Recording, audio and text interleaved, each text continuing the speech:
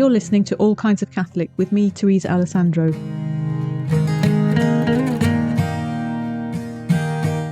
My conversations with different Catholics will give you glimpses into some of the ways we're living our faith today.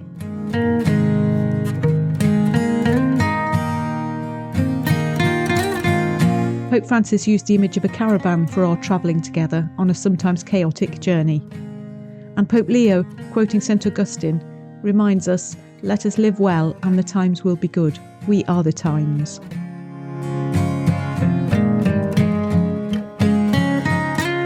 I hope you'll feel encouraged and affirmed, and maybe challenged now and then.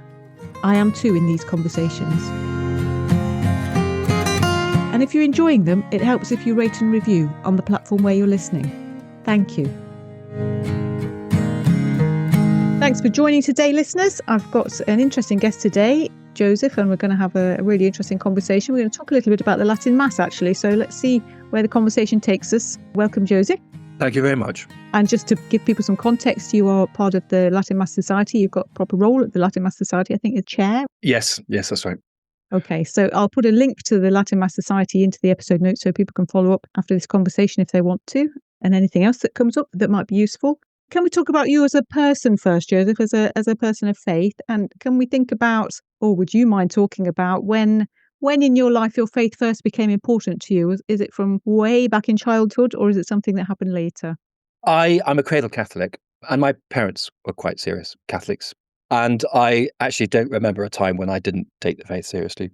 We went to Mass together, and it seemed important to me. My engagement with the faith, of course, varied over the years. I was at Aberforth as a secondary school, monastic school. The liturgy, the monks around in those days, in the 1980s, it was very much a monastic school. One thing that did change for me, importantly, was discovering the traditional Mass. That wasn't until I was 30. I'd heard about it, but I'd never really seen it properly to go to regularly. That had a huge effect. For those who don't know about the Second Vatican Council, I'm just adding a quick explainer here. This was a huge council which took place in the 1960s in the Church. The council document Sacrosanctum Concilium outlined the direction of changes to the liturgy. So the order of Mass, the way in which we celebrate Mass, was then changed from the late 1960s. Often Mass would now be said in the local language rather than in Latin. And one aim of that was to encourage active participation of the faithful in the celebration of Mass. We're not going to cover all the details just now, but there is a link to Sacrosanctum Concilium in the episode notes if you want to follow up. So today, Joseph is talking about the traditional Mass, which is the Mass of the Church before the Second Vatican Council, and the Novus Ordo, the new order, is the rite or form of the Mass which was promulgated by Pope Paul VI following the Council. And that's the Mass that most people will be used to participating in parishes across England and Wales. So you were at school at Ampleforth, but the liturgy there was not particularly Latin then. Would that be right? That the Mass would be, I think it's the Novus Ordo is what we call the Mass that many parishioners would be used to? Yes, that's right. I think they would say, and I would have said at the time, it was conservative. It was sort of reverent Novus Ordo. They did have some Latin, though. I used to go to the Liturgy of the Hours, sometimes Vespers, and sometimes that was in Latin. So it gave me a sort of taste of that kind of thing. This liturgical change, I was very dimly aware of it as a young adult. It happened just at the time when I was born, and nobody really talked about it. Sort of references to it occasionally. It was like something had happened. There'd been a new beginning. Changes that weren't really shared with you because you were just very small when they happened. Well, I wasn't born. So I was born in 1971. Yeah, I remember when I first started thinking about the liturgy and becoming, a bit more involved when I was at prep school. I was a non-Catholic prep school. So the Catholics used to get into a minibus, go off to Mass. There were sort of some experiments. On one occasion, the priest invited in a music group that played music which was more contemporary, more like pop music. And we got terribly overexcited, and the priest was furious. Really not ideal circumstances at all. The priest thought it was terrible. I don't blame him for that. It didn't work. Right. I mean, in hindsight, that was the first half of the 80s. I mean, this Mass was just 10 years old, 15 years old. It was still, people were trying things out and not quite sure how things were going to work and what effect it had on the people and whether people were going to carry on practicing. And all those questions were still very much unresolved. Yeah, let me just jump in there because that's really interesting. I was born just a few years before you, not many. I hadn't really thought before until you're saying that about how new the Mass was, even in the early 80s, for people still trying different things. Thinking about when I was at secondary school and myself, and I went to a Catholic secondary school, maybe the priests that came to say Mass were not as familiar with that Mass as they were with the older Mass from before the Second Vatican Council, when I think about it now. It wouldn't have been the Mass that they themselves had grown up with. You mentioned that when you were about 30 then, you found a traditional Mass, and how did that happen?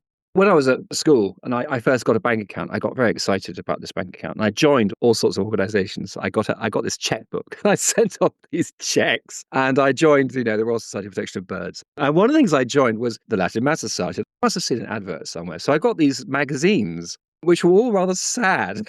I kind of got the impression that there was this, these people, they felt very aggrieved. And it was a very difficult time for, I think, the Latin Mass Society in those years. But I could never go to the traditional Mass. And I had this idea that, that would be interesting. And I was quite reactionary as a young adult. But it just wasn't available. And I went to Oxford as an undergraduate. And as far as I knew, that it wasn't available. And then finally, I got engaged and we married. I discovered that the Mass was being advertised in Oxford for the first time. And little did I know, but it had been celebrated there all through that period on the condition that it wasn't advertised. It was celebrated in these kind of funny locations with the permission of the Archbishop.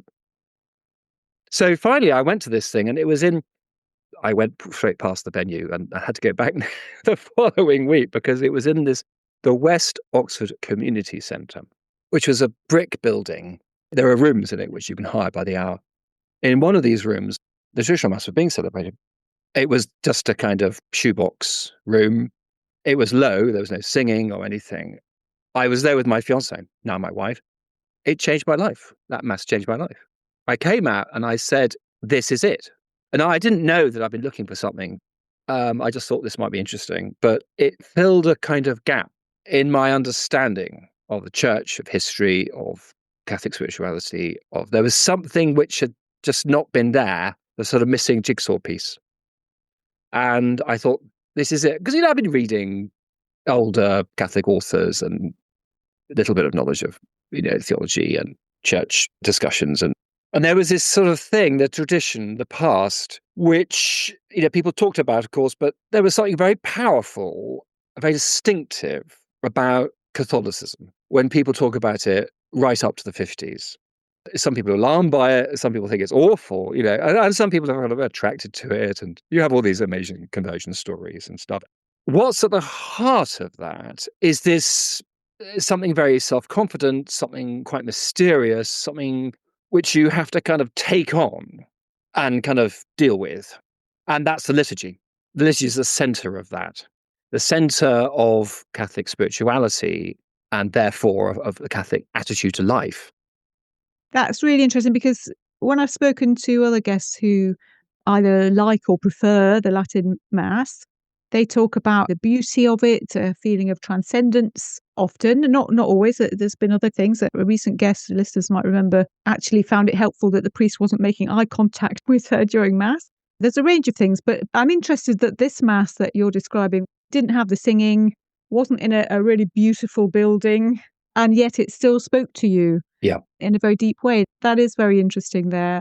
I suppose part of that is that you had some understanding of this tradition from past times that you could feel that connection with, maybe. But I wonder, was there something about the Latin itself or the fact that the priest has his back to you, you feel more involved, less involved, more swept up? I don't know. What is it that spoke to you, do you think? Well, I did feel all those things that your other guests have said, but people react according to what they bring to it. And I'm an intellectual. I was there as a young academic teaching analytic philosophy, not theology. I knew a little bit of theology, but my main thing was philosophy. But it meant that I was encountering the debates within the church and articles in the Catholic press and discussions, I had with my Catholic friends in an intellectual way. And I didn't know that there was something I wasn't getting, but with hindsight, that's the case, which I discovered with this.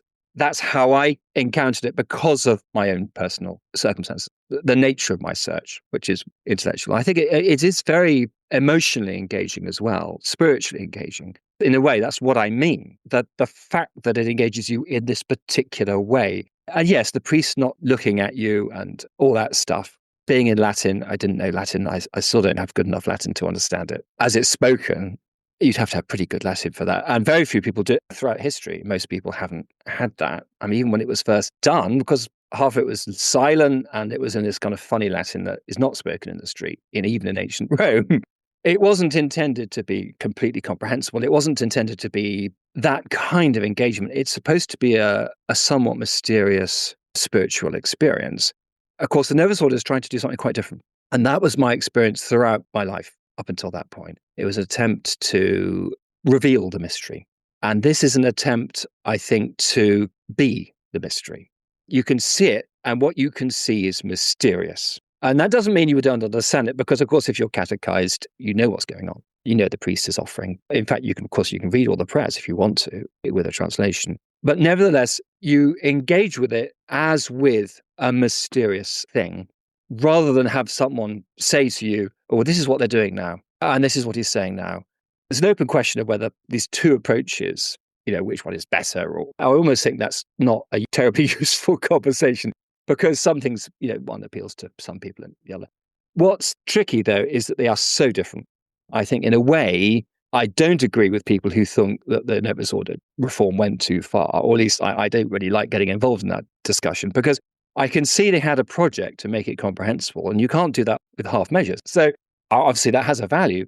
I do have some sympathy with the argument that was made when this thing was being contested. It was contested, of course, with some bitterness by some people about, the word immanent and transcendent. But that's not the project of the traditional Mass at all. And I think you can go in there without a missal, without any Latin, and even without much catechesis or liturgical formation, and find it an expression of something which is spiritually profound. And you may find it difficult to articulate that. A reflection of the fact that it is profound. It goes beyond words. Not to say that people shouldn't be catechized. Of course they should. It's not absolutely essential to have this kind of engagement. The irony is that I was an intellectual. I am an intellectual.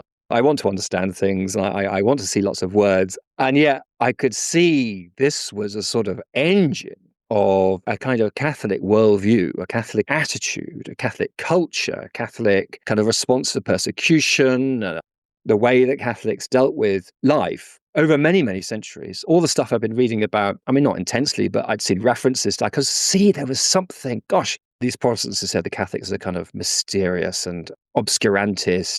What are they going on about? Because the Catholic Church really wasn't like that in the 80s and 90s. I'm really glad we've had this conversation, Joseph. That's really made me think. One of the things that was going through my mind was, I remember my grandmother saying to me, she preferred the Latin Mass.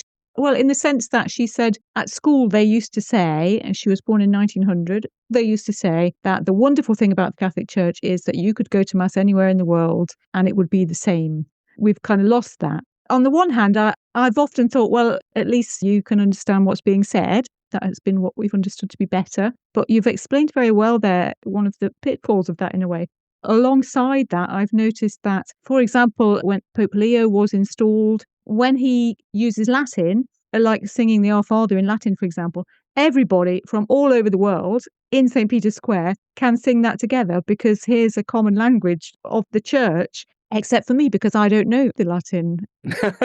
I found this wonderful YouTube channel. I may put the link in the notes, called Let's Sing with the Pope, where a priest there in the Vatican teaches you some of those Latin things so you can sing along with Pope Leo. So I just mentioned that in a very trivial way against your more intellectual approach to this conversation. But I do think there is something very unifying and very grounding about everybody being able to experience this, whatever your own language is. That's what I have seen as valuable about the Latin. But that is different from what you're saying. So it's very interesting to hear that. It's a very common argument. I mean, it's made in official documents as well, the unifying nature of Latin. But I would slightly push back on that, because actually it wasn't all the same. I mean, even without leaving this country, you'd find the Norbertines with a slightly different Mass, the Dominicans with a slightly different Mass, Carmelites with a slightly different Mass. The canon was the same, the readings were the same, but was very significantly different. I would say, though, that the spirit, it's very similar. One of the things that people meant in the older documents about the unifying nature of Latin is actually they were talking about Latin as a form of communication. And that was obviously for the educational elite of the church. But nevertheless, that was very important. They got together at Vatican II and they could converse in Latin. And now, when the bishops get together internationally, they are put into language groups. That's obviously very unsatisfactory. They don't have a common language. I can't see what the solution is. They have to go home and learn Latin, but there's no incentive to do that. I think the Latin liturgy was a sort of incentive to get good Latin. And that's what John the 23rd was very emphatic about in 1962 in his document, Veterum Sapientia. The importance of learning Latin and using it for studies. He hardly mentions the liturgy, actually. The church does need a common language.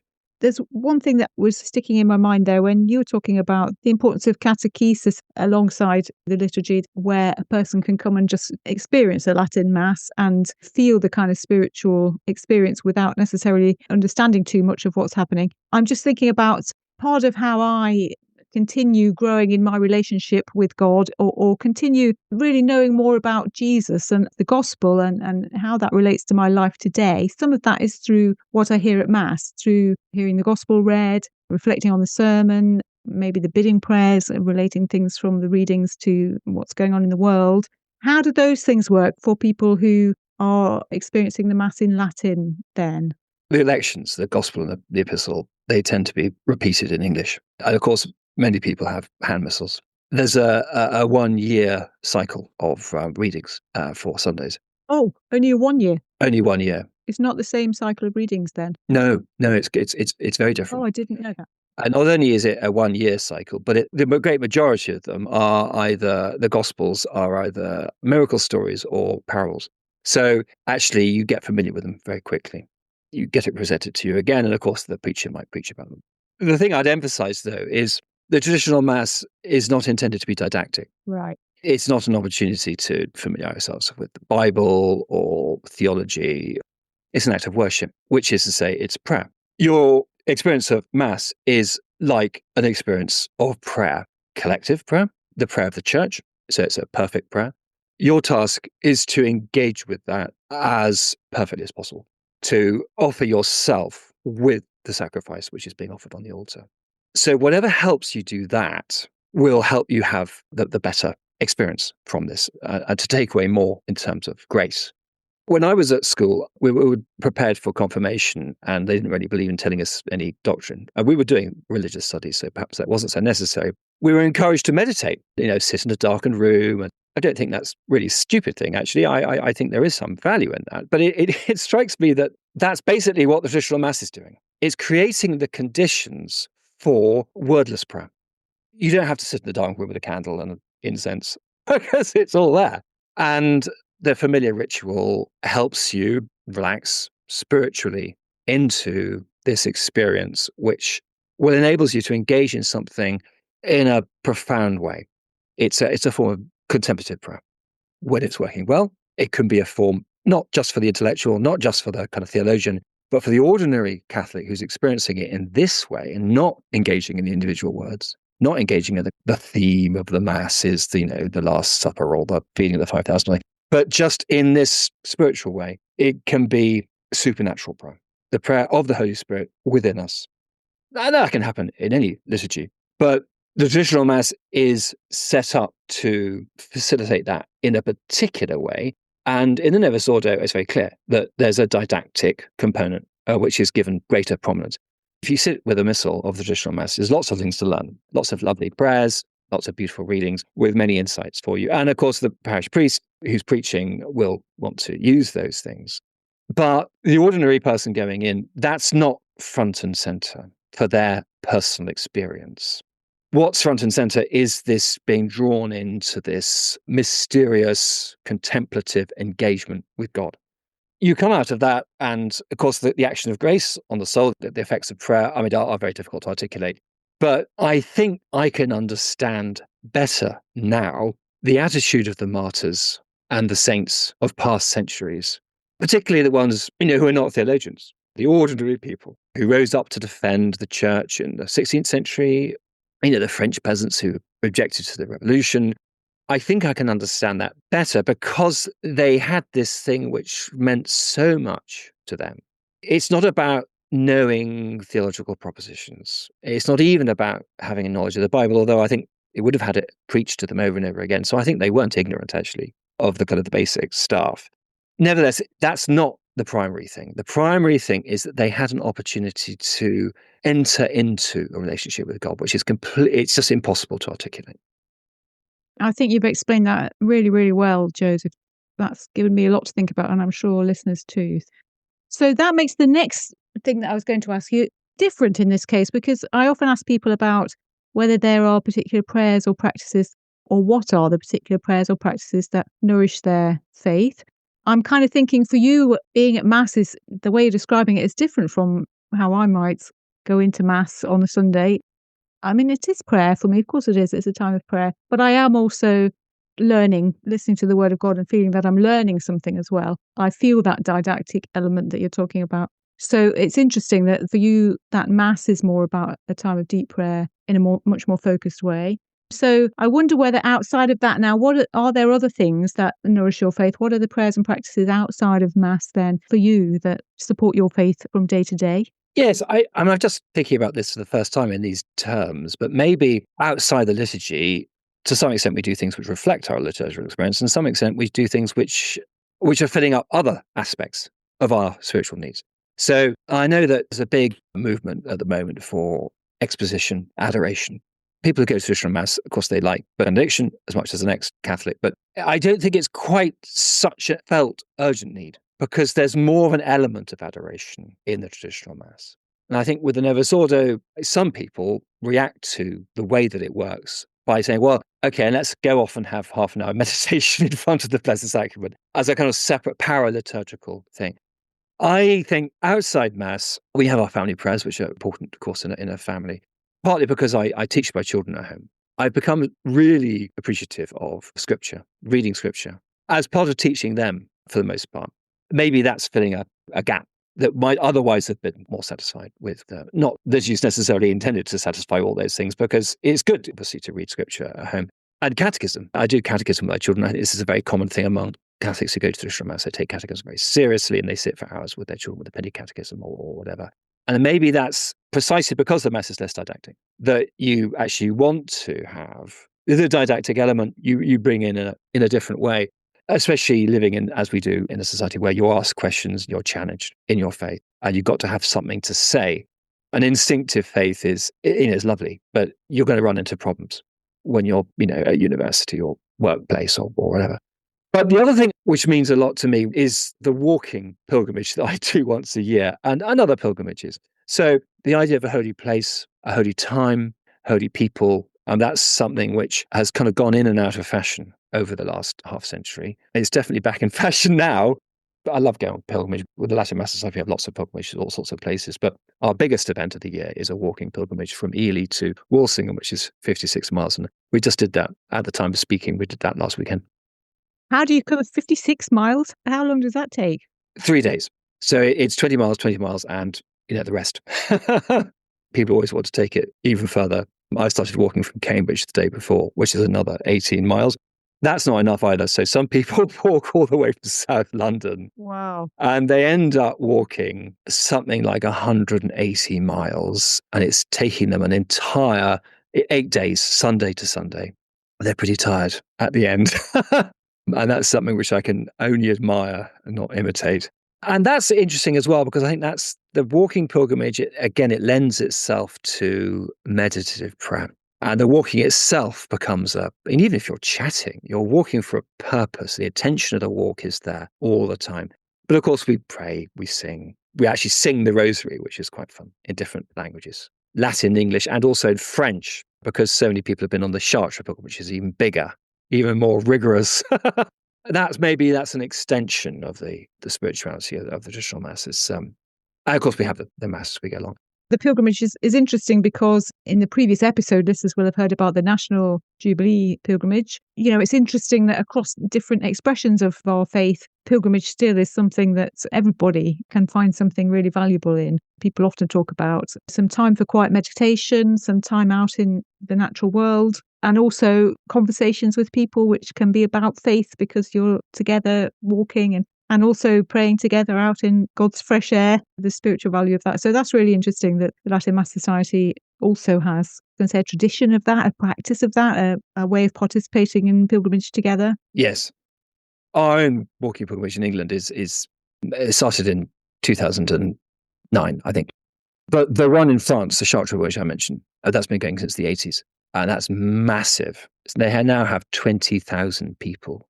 It's an extraordinary. And to be part of that, and I haven't done it since it was much smaller, actually. But even so, it was thousands and thousands of people. And to be part of such a huge event, that adds a special quality to it.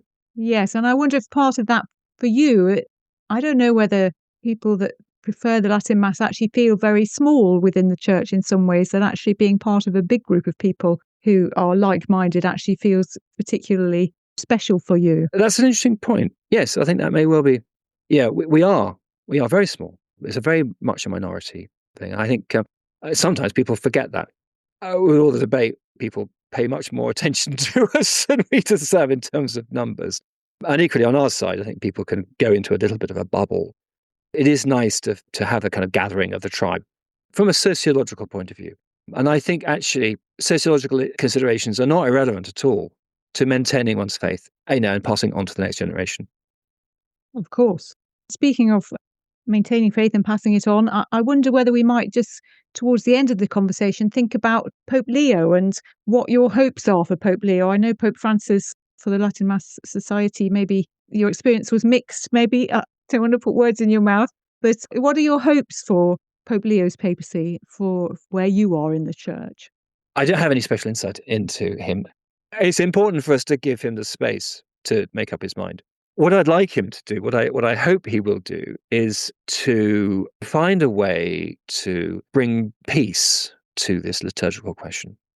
I think that Pope Benedict was on the right path with his approach to this. And I realized that it didn't seem very peaceful to some people because they were frightened by increase of interest in the traditional Mass, and they thought it had all sorts of implications, which were worrying to them.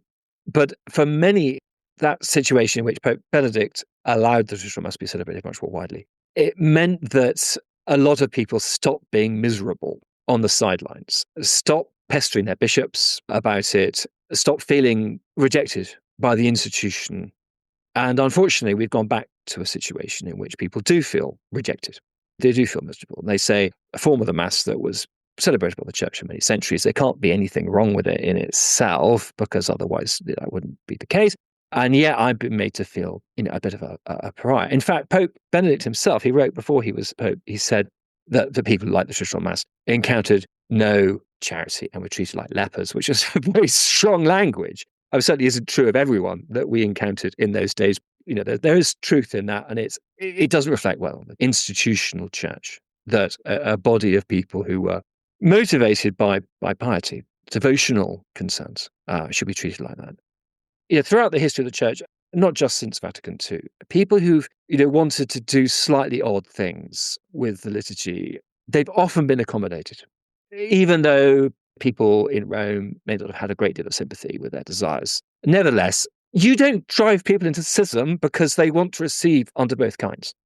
In the 16th century, there was a group of people like that, and they were given an indult, and they could receive under both kinds, and it wasn't the norm. It was just for peculiar people in this peculiar place because they'd been influenced by the Hussites, and went on for a few generations, and then they phased it out. But I think it's very interesting that they allowed that, even though they had all kinds of arguments where it wasn't necessary and there was a kind of danger of profanation. Just let them do it. And, similarly, Eastern Rite people who wanted to be in communion with the Pope, let them do it. It's okay. It's not ideal. Maybe, in your 17th century attitude, you might well think everyone should just have the Roman Rite, and be happy about it. But even then, when there's this kind of, this idea that Roman Rite was kind of superior to all other liturgies, even then, there are a few million people in Ukraine who want to be in communion with the Pope. Yes, make the concession. Of course you do. So in that context, it just doesn't make any sense to persecute these. Okay, maybe they're lunatics, maybe they're really stupid people. All the same, just make the concession. It's going to be okay. I realize, people don't see it that way. Not everyone sees it that way. But I think it was working. There were tensions under Pope Benedict about the liturgy, but I think the tensions are getting less. Things are going in a good direction. People are calming down. People are kind of reconciling themselves to the fact the institutional church is not against them, it's not their enemy. It was just gradually calming down. And now we've been set back. This kind of on-off thing, I don't know, it's going to take longer. I do feel confident that he will. Maybe not in exactly the same way as Pope Benedict. He can do it in his own way. But to find a way for this accommodation so that we can all be at peace. No one is going to stop people celebrating the Novus Ordo. This isn't on the agenda. But just for this little group of people, and that will be a reflection of all sorts of factors. That's really interesting to hear directly from you about what you think and what you hope for. I have really enjoyed this conversation, Joseph. I feel like I've learned a great deal more about Latin Mass, or the traditional Mass, as I hear you calling it, than I really appreciated. It is a more nuanced understanding that I've come away with, which is really helpful. I mean, I already would agree with you that I hope Pope Leo will find a way to make peace in this area so that all Catholics can be one in our worship of God and our faith without it necessarily looking the same in the way we celebrate Mass. I'm with you on that, and I just feel much more informed now about what life is like for people who like the traditional Mass and why you do and what you get from that. So that's really helpful. I'm really grateful for you spending some time with us today, and I think listeners will find much there to be of interest and information. Obviously, listeners who, already are people who prefer the Latin Mass, I hope they feel that we've done it justice in our conversation today. Thank you very much, Teresa. That's very kind of you.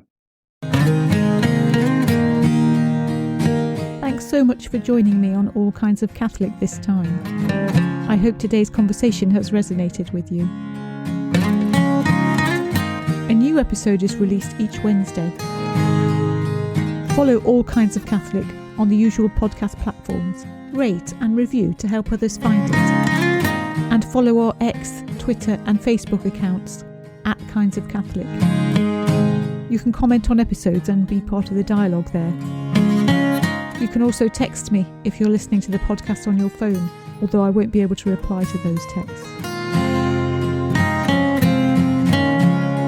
Until the next time then.